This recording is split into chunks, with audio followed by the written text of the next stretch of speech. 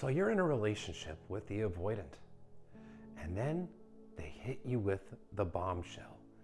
They told you that they're not in love with you anymore, that they've lost romantic feelings for you, and they just want to be friends.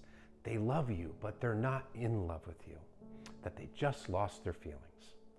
And this hits you like a freight train. You don't understand where this came from. There were not any warning signs. Maybe they pulled away just a little bit before dropping this bombshell on you. Maybe they didn't at all. Maybe this morning they were being romantic and fun with you, and then all of a sudden at the end of the day, they're telling you the spark isn't there, that they lost their feelings.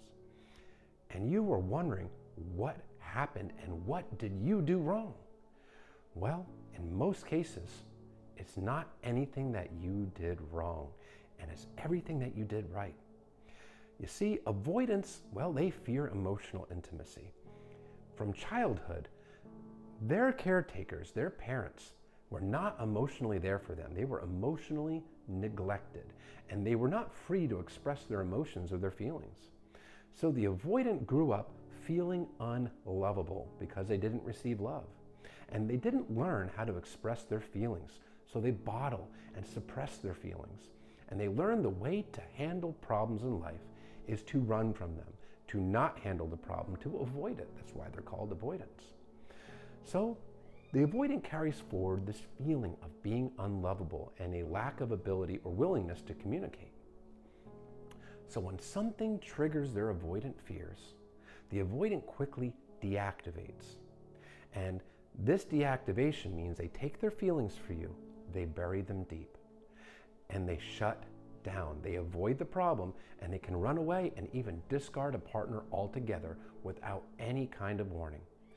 Because the fear is that you're going to figure out that the avoidant is unlovable, and you're going to reject and abandon them. That's because avoidants have a deeply rooted fear of abandonment. They also fear rejection and losing their independence. It all ties into the fear of abandonment. So when they've taken their feelings and they've buried them deep, they're no longer allowing themselves to access their feelings for you. Because avoidants also avoid self-reflection, they don't self-reflect on why they're behaving this way or what caused their fears or what happened to their feelings for you. They don't reflect on it at all. So they assign very surface level explanations as to why they are behaving this way, as to why they're discarding you. It must be that they fell out of love with you. It must be that they lost feelings for you. It must be that you were too needy, or you did this or you did that. But the one thing they won't do is take accountability and blame themselves, because that would require self-reflection.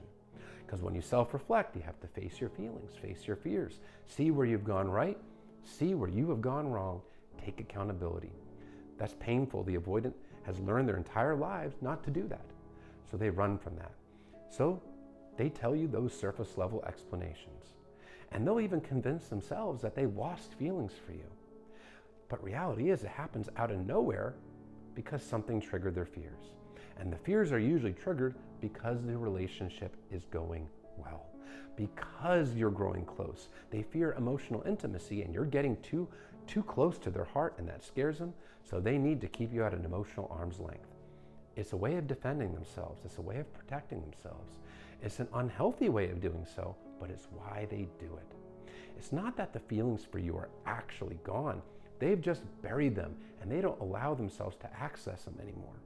Now, keep in mind, because avoidants avoid emotional intimacy, they don't allow those feelings for you generally to get to a deep love or a deep bond. They generally do keep them surface level. Now, they take those surface level feelings and bury them. Now, you may feel a deep love and a bond and an attachment with this person, but understand, because of their defensive nature, because their desire to protect themselves from abandonment, from emotional intimacy, they never formed that deep bond with you. And it's a very, very painful thing, and it's a very painful experience. And you got blindsided when they told you that they lost their love for you. Now, there is one other reason why this can happen, and that's also because the avoidant, well, they don't communicate. You could be doing things that bothered them, or their wants and needs weren't being met, But because they don't communicate, they never told you. You needed to be a mind reader. They never explained to you what it was that they wanted, needed, or felt. And since they bottle these feelings up, over time it turns into resentment. And resentment is a death blow to any relationship. So when the resentment builds up, they then take their feelings for you and suppress them.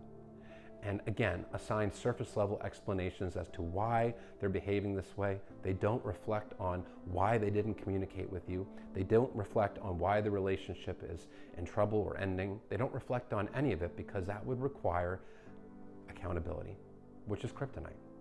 Now understand, if this happens to you out of nowhere, it's not anything that you did wrong.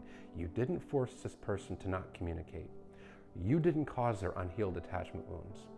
And you love this person, love them unconditionally, so don't beat yourself up. You can't force anybody to behave in a certain way, and you can't heal them either. They need to want it. They need to want to heal in order to get and deliver meaningful change in their lives. Just don't blame yourself.